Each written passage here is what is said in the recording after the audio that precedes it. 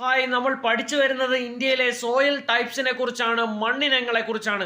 കഴിഞ്ഞ വീഡിയോയിൽ alluvial soil നമ്മൾ വിശദമായി തന്നെ ചർച്ച ചെയ്തിരുന്നു. ഇന്ന് നമുക്ക് ബ്ലാക്ക് സോയിൽ എന്താണെന്ന് പരിശോധിക്കാം. സ്വാഗതം സോഷ്യൽ സയൻസ് പാഠശാലയിലേക്ക്. ഒരു സോയിലിന്റെ പേര് കേട്ടാൽ നമ്മൾ 3 ചോദ്യങ്ങൾ ചോദിക്കണമെന്ന് കഴിഞ്ഞ വീഡിയോയിൽ ഞാൻ പറഞ്ഞിരുന്നു. 1, ഇത് എവിടെ കാണപ്പെടുന്നു? 2, ഇത് എങ്ങനെ ഉണ്ടാകുന്നു? 3, ഇത് എന്തിനു കൊള്ളാം? ആദ്യത്തെ ചോദ്യം, ഇന്ത്യയിൽ ബ്ലാക്ക് സോയിൽ എവിടെയൊക്കെയാണ് കാണപ്പെടുന്നത്? അത് ഡെക്കാൻ പ്ലേറ്റോയിലാണ് പ്രധാനമായും കാണപ്പെടുന്നത്. മഹാരാഷ്ട്ര, ഗുജറാത്തിന്റെ സൗരാഷ്ട്ര റീജിയൻ, മധ്യപ്രദേശിലെ മാൾവ റീജിയൻ, പിന്നെ ഛത്തീസ്ഗഡിലും ബ്ലാക്ക് സോയിൽ കാണപ്പെടാറുണ്ട്.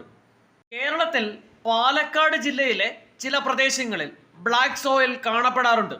ഇനി ക്വസ്റ്റ്യൻ നമ്പർ 2, എങ്ങനെയാണ് ബ്ലാക്ക് സോയിൽ ഉണ്ടാകുന്നത്?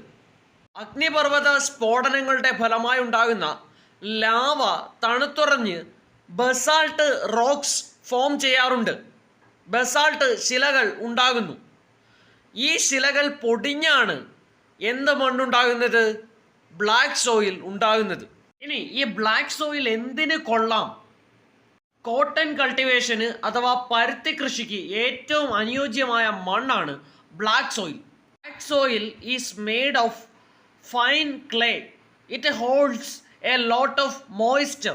അതായത് ബ്ലാക്ക് സോയിലിൽ ധാരാളം ജലം സംഭരിച്ചു വയ്ക്കാൻ, ഈർപ്പം സംഭരിച്ചു വയ്ക്കാൻ സാധിക്കുന്നതാണ്. വേനൽക്കാലത്ത് ഈ ഈർപ്പം അല്ലെങ്കിൽ മോയ്സ്ചർ കണ്ടന്റ് നഷ്ടപ്പെടും. അപ്പോൾ ഈ ബ്ലാക്ക് സോയിൽ വളരെ ചുരുങ്ങിപ്പോവും, ഷ്രിങ്ക് ചെയ്യും. ഇങ്ങനെ ഷ്രിങ്ക് ചെയ്യുമ്പോൾ ആ മണ്ണിൻ്റെ സർഫസിൽ ക്രാക്കുകൾ രൂപപ്പെടാറുണ്ട്, വിള്ളലുകൾ രൂപപ്പെടാറുണ്ട്. ബ്ലാക്ക് സോയിൽ പരുത്തി കൃഷിക്ക് അനുയോജ്യമാണെന്ന് നേരത്തെ സൂചിപ്പിച്ചുവല്ലോ. അതുകൊണ്ട് തന്നെ ബ്ലാക്ക് സോയിൽ അറിയപ്പെടുന്ന മറ്റൊരു പേരുണ്ട്, ബ്ലാക്ക് കോട്ടൺ സോയിൽ.